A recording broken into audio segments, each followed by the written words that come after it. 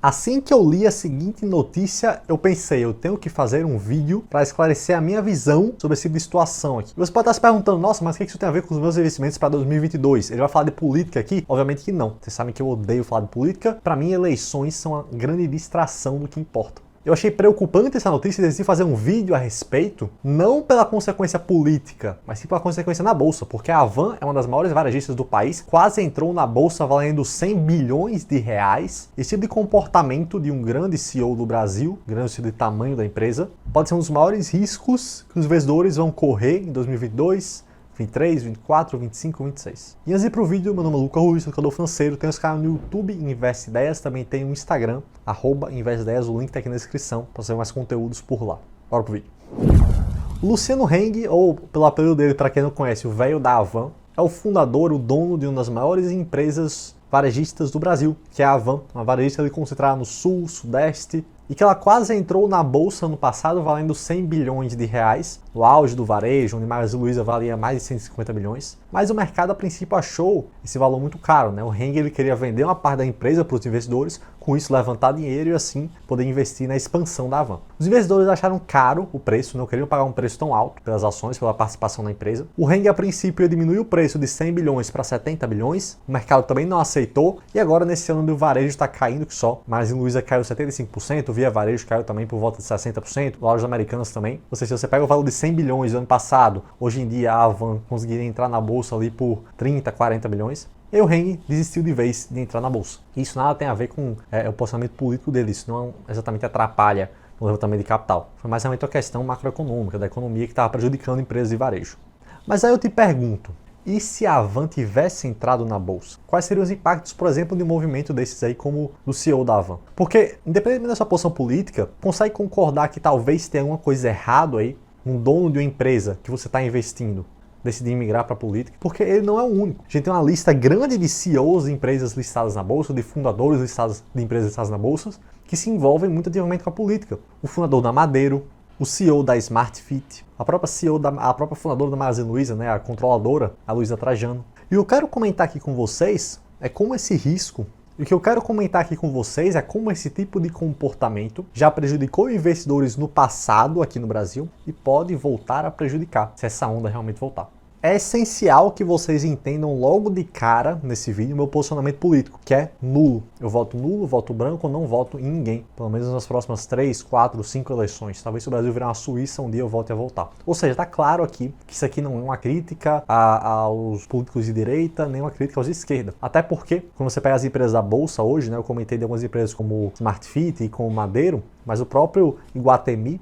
é outra empresa que tem nos controladores, nos CEOs, uma ligação com a política, né? O Iguatemi, para quem não sabe, ele é controlado pela família Gereissati. E a família Gereissati tem ligações com o ex-senador e ex-líder do PSDB, Tasso Gereissati. Ou seja, acaba que existem vários casos no passado e no presente de empresas ligadas a políticos. E a maioria das pessoas que pensam em investir para 2022, se proteger das eleições, elas só pensam nas estatais. Obviamente que o investidor de Petrobras, Banco do Brasil, CEMIG, estão mais preocupados com o ano 2022. E se você não está preocupado, se você tem uma dessas empresas e não está preocupado, tem alguma coisa de errado com você, porque você deveria. Porque no caso das estatais é mais óbvio. As estatais são controladas pelo Estado, seja a União Federal, seja os governos locais, e logo o político, né, do executivo, seja o presidente, seja o governador, pode interferir na empresa, pode indicar novos dirigentes para a empresa, como aconteceu no passado. O Bolsonaro ele substituiu o presidente da Petrobras, né, por outro, né, por um general. E dessa maneira, fazendo esse tipo de substituição, acaba que os políticos realmente podem interferir em empresas privadas, empresas que você é sócio. E muitas vezes o objetivo dos políticos não é, de jeito nenhum, na verdade é o contrário, não é o lucro do investidor. Muitas vezes o interesse do político vai contra o seu interesse como investidor, de ver a ação subindo.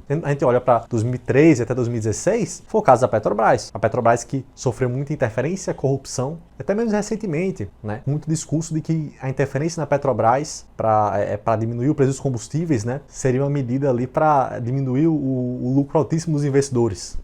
Ou seja, o risco nas estatais é muito mais óbvio. Risco de interferência, risco do político ou roubar o dinheiro do investidor ou, né, impedir com que a empresa lucre por motivos populistas para manter o preço baixo. Estatais são óbvias, mas esse outro tipo de empresa com ligações um pouco mais ocultas com a política também é um problema muito grande. Mas por que 2022 é um ano onde você precisa ter muito cuidado aonde você está se metendo? Aonde você não pode depender de casos de análise e de dicas no YouTube de que ações comprar. Porque 2022 é um ano decisivo para você se tornar um investidor que toma conta do dinheiro. Porque isso tem tudo a ver com esse tipo de empresa com ligação com política. Pessoal, lá para 2017, em maio de 2017, aconteceu um dos maiores escândalos de corrupção do país. Eu lembro bem que eu estava na casa da minha avó, eu, meu pai e minha avó conversando na cozinha e eu ouvi lá da sala aquele avisozinho no Jornal Nacional de notícia urgente. E essa notícia urgente é a notícia dos áudios do Temer com Joesley Batista, né, falando sobre Cunha, falando sobre propinas para a Câmara dos Deputados. Para quem não sabe, o Joesley Batista, ele era e ainda é o controlador da JBS, que é a empresa de frigorífico. E esse escândalo de corrupção, obviamente, derrubou os preços da JBS. Alguns meses, ou acho que um ano depois, ela foi pega naquela operação da carne fraca, que tinha papelão nas carnes. Enfim, e era um tipo de empresa exatamente como os outros tipos de empresas que eu estou comentando aqui.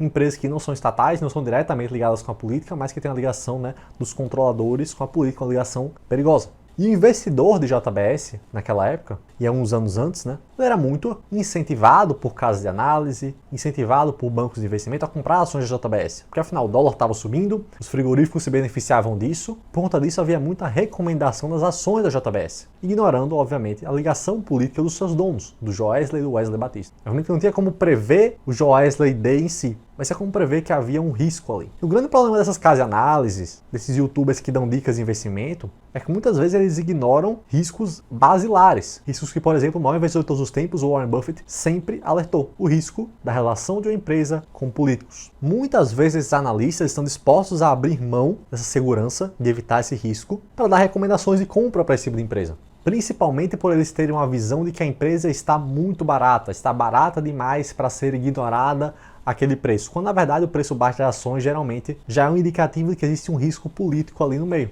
E o passado, principalmente no Brasil, um país com tanta corrupção, já mostrou que investir nesse tipo de empresa, seguir esse tipo de recomendação, acaba pagando muito mal por investidor. Por isso que eu tenho uma política simples de sempre pesquisar, tanto se a empresa é estatal ou não, e nunca investir em estatais, como também pesquisar se a empresa que eu estou investindo já tem algum histórico de corrupção, de fraude, de ligação com políticos. Os controladores têm esse tipo de ligação. Até porque, pessoal, esses casos onde os CEOs têm ligações com políticas são tão arriscados como casos estatais, ou até mais arriscados, porque estatais podem eventualmente ser privatizadas. Já esses casos de empresas onde o CEO, o dono, tem ligação com a política, muitas vezes é um caminho sem volta. Ele não vai abrir mão da empresa, você vai estar sempre ali sendo sócio de alguém não confiável, de alguém pouco confiável, de alguém com um histórico muito ruim. Quando a gente analisa esse tipo de questão da empresa, né, para ver se é uma empresa boa ou não para investir, a gente olha ela sob diferentes olhares, né? A gente olha para o crescimento potencial dela, a gente olha para as vantagens competitivas, ou seja, para a qualidade dela em si, a gente olha para os números da empresa, a gente olha também para a gestão, para a governança da empresa, ou seja, para como a empresa ela é comandada. E esse aspecto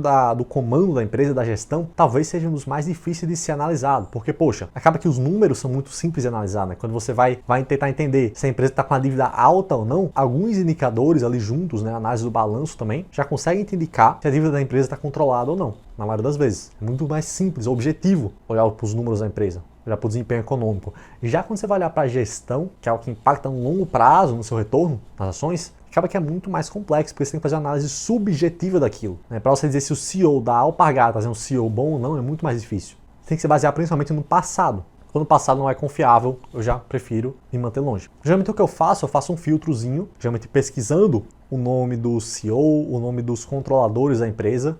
Você entra no site de RI da empresa, de relação com investidores. Lá você consegue ter acesso, né, aos principais acionistas. Aí você pega esses nomes, dá um Google neles, junto com palavras-chave como fraude, corrupção, e assim você consegue descobrir muita coisa e evitar muita dor de cabeça futura. Então, se tiver um conselho para te dar em 2022, eu vou acabar de quebrar essa frase agora. Se eu tiver 2 conselhos para te dar para 2022, façam esse filtro. Não abram mão da segurança, ainda mais no ano eleitoral. A gente tem muito exemplo passado de empresas no Brasil que trouxeram um péssimo retorno para o investidor por conta dessa ligação com a política. Façam esse filtro. E 2, não aceitem a palavra, a recomendação de um analista como verdade. Vocês têm perfis de riscos diferentes dos caras que estão ali analisando e recomendando a ação. O cara está na zona de conforto dele, simplesmente dando recomendação para clientes. Muitas vezes ele nem bota o dinheiro dele em jogo quando faz aquela recomendação. Você vai estar pondo o seu patrimônio que você juntou por anos em jogo ali, numa empresa que tem um histórico ruim, tem sócios não confiáveis, e muitas vezes você não está disposto a correr aquele risco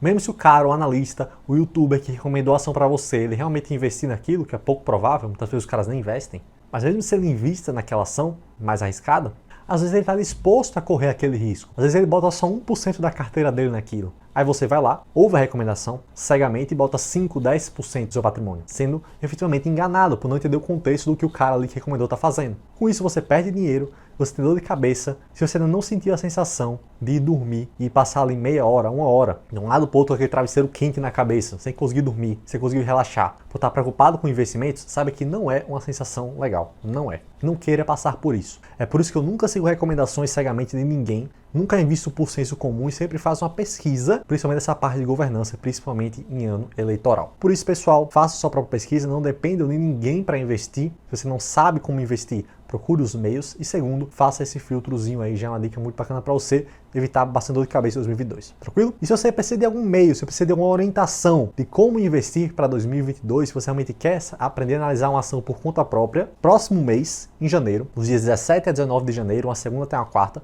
eu vou fazer uma sequência de 3 aulas gratuitas para te ensinar a investir esse ano, um ano tão desafiador de eleições, de inflação alta, e conseguir se tornar um investidor acima da média. Esse evento vai se chamar o Mapa para 2023. São coisa de 3 aulinhas gratuitas aqui pelo YouTube. Se quer participar, clica no link da descrição que eu vou deixar aqui, tá? Para o evento Mapa para 2023. Porque no fundo 2022 já acabou. A gente investe hoje para colher os frutos 2023, 2024, 2025 pelo resto da nossa vida. Pare de caçar resultados no curto prazo, deixe isso para os analistas, invista respeitando o seu perfil de risco e tomando suas próprias decisões. Se inscreva no evento para você participar e aprender a investir por conta própria e investir acima da média. Espero que você tenha gostado do vídeo. Se você gostou, deixe seu like também. E lembre de clicar no link da descrição para se inscrever no evento. Tamo junto, pessoal, e até a próxima.